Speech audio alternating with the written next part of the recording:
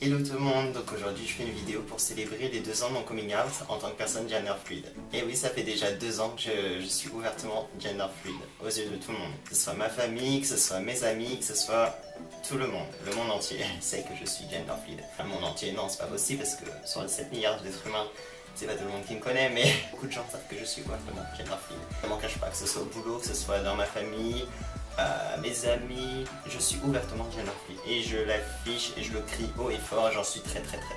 Et j'emmerde des gens qui pensent que je suis too much. Voilà. Donc dans cette vidéo je vais vous raconter comment j'ai fait mon coming out, comment ça s'est passé, mon évolution 2 ans après, le parcours effectué, je vais vous donner des conseils si vous êtes toujours pas out, comment faire son coming out, je vais vous donner des petits conseils aussi. Alors je vais revenir sur la journée de ce vendredi 19 février 2016. Je m'en rappelle très bien. Ce jour restera à jamais gravé dans ma tête. La date de mon coming out. Donc ça s'est passé un vendredi, donc un jour d'école. J'avais planifié de faire mon coming out des jours, des semaines, voire des mois à l'avance. Parce que j'avais des pulsions comme quoi il fallait que je fasse absolument mon coming out. C'était insupportable, il fallait que je le fasse. Je ne pouvais plus rester caché, il fallait vraiment que je le fasse. Donc comment j'ai fait ça? J'ai fait mon coming out par lettre écrite. Alors j'avais regardé beaucoup de vidéos YouTube pour être sûr, pour avoir des conseils, comment bien faire son coming out avec une lettre, pour avoir vraiment toutes les infos nécessaires sur mon identité de genre. Parce que je vous l'accorde, les personnes cis, la non-binarité et la fluidité de genre sont des concepts très compliqués, qui prêtent à confusion. Je sais, même moi en tant que personne trans, je trouve que c'est un peu confus. Mais voilà, il fallait que je me documente encore plus sur le sujet pour pas dire de conneries, pour pas être confus moi-même, parce que même moi des fois j'ai du mal un peu à comprendre certaines notions. Il fallait que je passe beaucoup de temps pour vraiment faire tout le travail en amont nécessaire pour bien préparer ma lettre de coming out, bien expliquer ce qu'est être gender fluide, le concept, ce qu'est être gender fluide en gros quoi, parce que c'est assez confus, hein. C'est pas évident à expliquer à une personne cisgenre.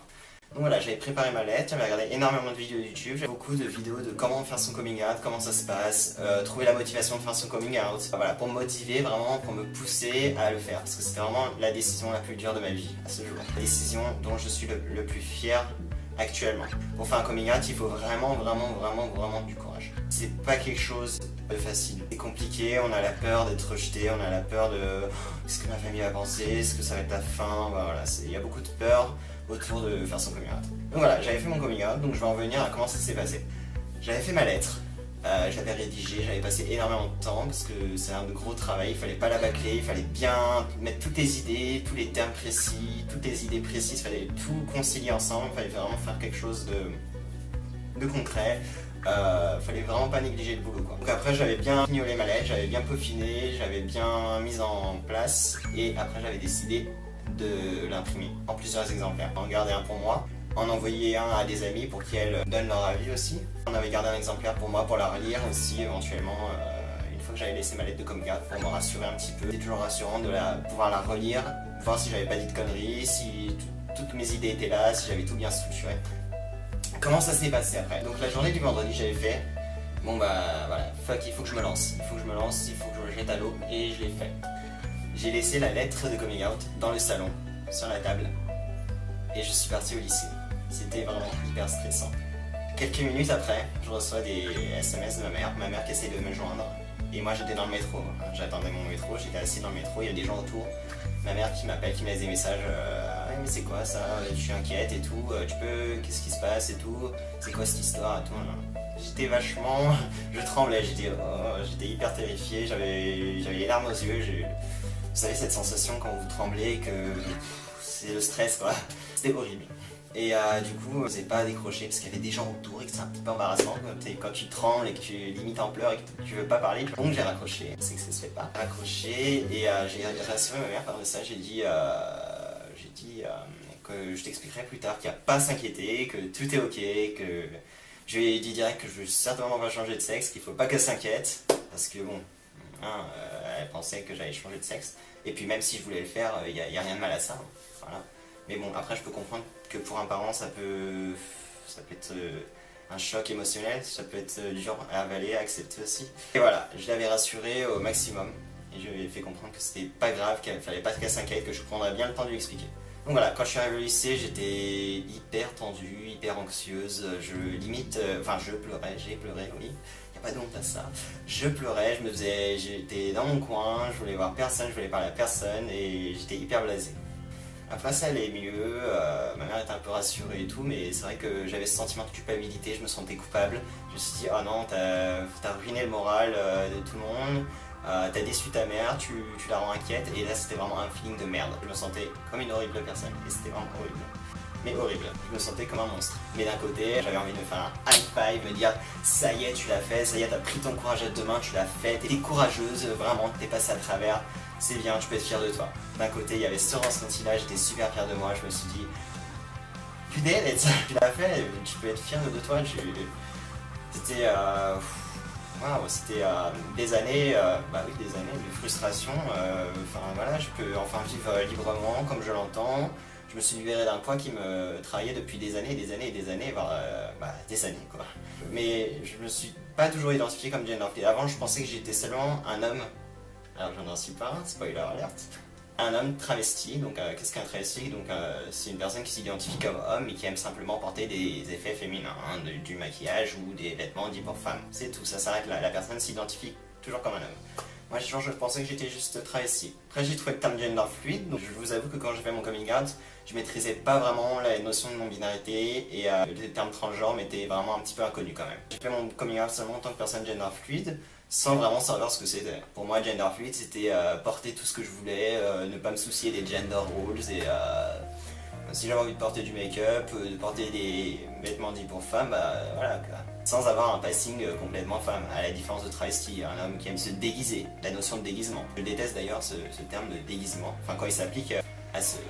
Parce que ma mère au début me disait oui, c'est un déguisement et tout. Non, c'est pas un déguisement, c'est qui je suis vraiment, c'est me libérer des normes des genres et pouvoir porter ce que je veux. Travesti, c'est vraiment se déguiser. Voilà, bref. Donc j'avais fait mon coming out en tant que personne gender fluide, en expliquant tout le concept dans la lettre. Après, j'avais attaqué le boulot Après le lycée, j'étais au boulot et puis ça allait un petit peu mieux quand même. Ma mère m'avait envoyé un SMS, m'a dit bon, quand tu rentreras du boulot, on en reparlera tranquillement et tout. Donc voilà, après ça allait un petit peu mieux, ça s'est apaisé. Quand je suis rentré le soir, ça allait beaucoup mieux déjà. Ma mère était toujours inquiète, c'est normal les premiers jours quand tu fais comme coming out. Après il y a des parents qui l'acceptent bien, il y a des parents qui sont pas inquiets, voilà. Mais en général, il faut laisser un petit peu de temps pour que ça s'y fasse. Donc voilà, après, je vous l'avoue que quand j'ai fait mon coming out en tant que personne gender fluid, je me considérais pas comme étant transgenre. Me qualifier de transgenre, je l'ai découvert il y a au moins un an, non, 6 mois, voire un peu plus de 6 mois je pense. Je sais plus vraiment, mais il y a un an j'étais encore, enfin c'est pas que je me considérais comme un homme, mais je m'en foutais, tu vois, des pronoms. Je m'en foutais quoi, qu'on m'appelle il, elle, monsieur, j'en avais rien à foutre. Mais depuis que j'ai réalisé que j'étais non-binaire, transgenre, que c'était une question d'identité et pas de look, bah là ma vie a changé complètement quoi. Ça fait vraiment pas longtemps, enfin ça doit aller un peu plus de 6 mois, voire un an que je me considère comme tel. Que je me considère en tant que non-binaire.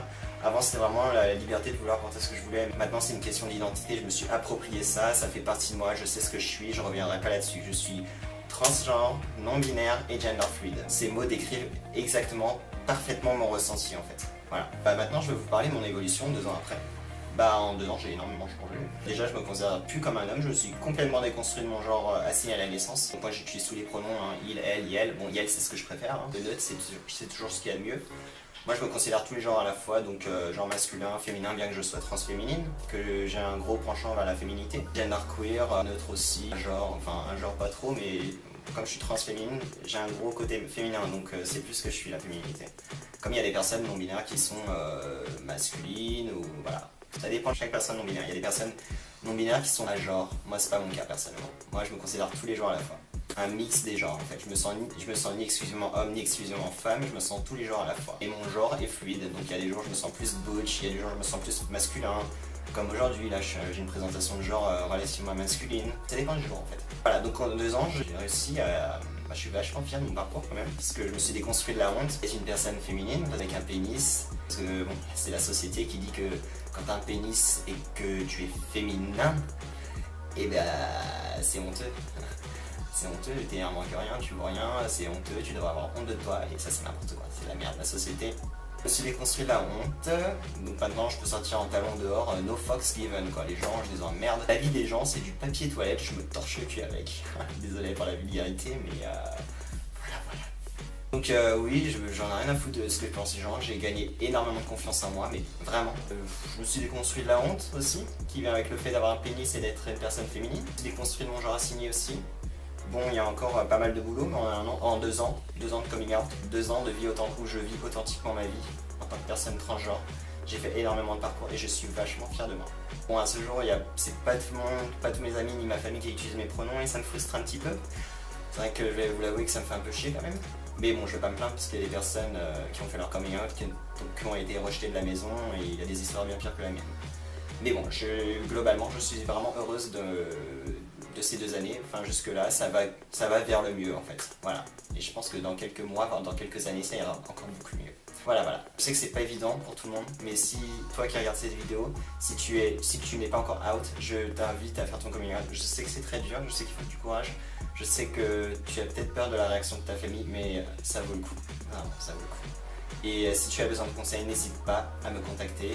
Je peux envoyer ma lettre de coming out. J'ai encore la lettre sous Word. Je peux l'envoyer aux personnes qui voudraient faire leur coming out. N'hésitez pas si vous avez besoin de conseils. Je vous aime tous, toutes et tous. Je vous fais des gros bisous. Portez-vous bien. À la prochaine pour une prochaine vidéo. Bye bye.